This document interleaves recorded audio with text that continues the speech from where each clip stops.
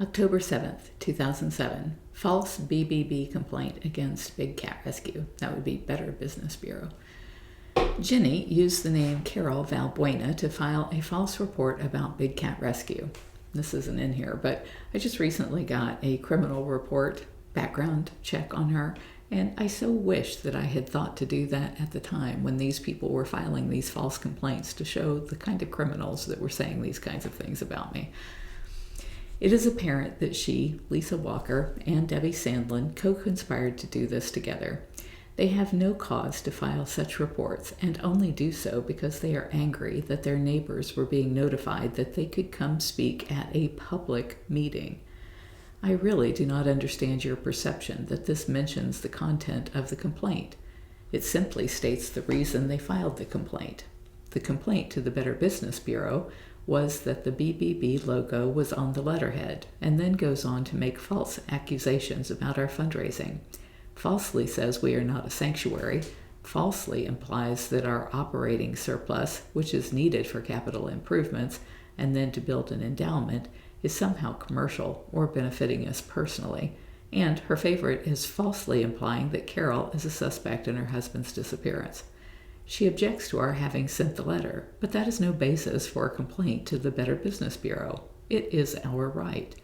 In fact, A, the names and the addresses of the owners of dangerous animals are public information available from the Florida Wildlife Conservation Commission.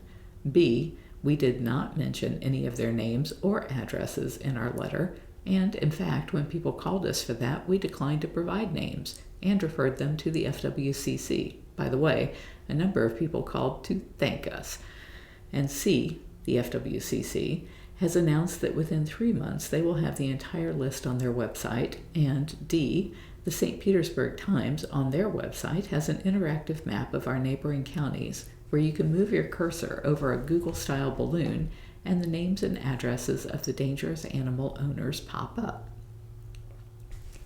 The notion that these dangerous animal owners are placed in danger by having their names revealed is ridiculous on its face and particularly absurd since it was required by law to be public information.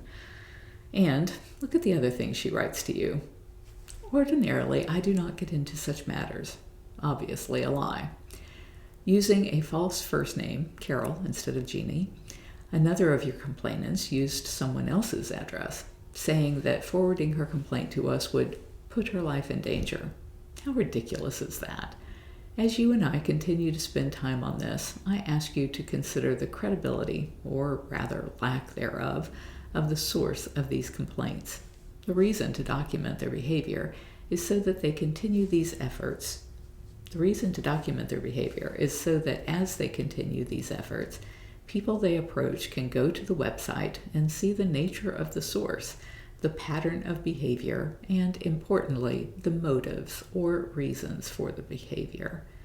Without explaining their motives, their behavior makes no sense. I believed we complied in good faith, as we always try to do, with your request. I need to ask you to understand that it is important to give some explanation of their behavior. With that in mind, the deference to your request that I have replaced the language with the language below.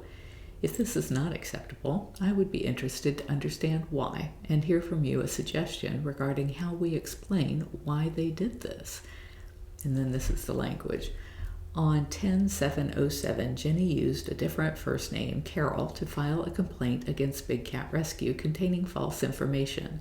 Lisa Walker and Debbie Sandlin filed similar complaints, and it is likely the three conspired together to do so.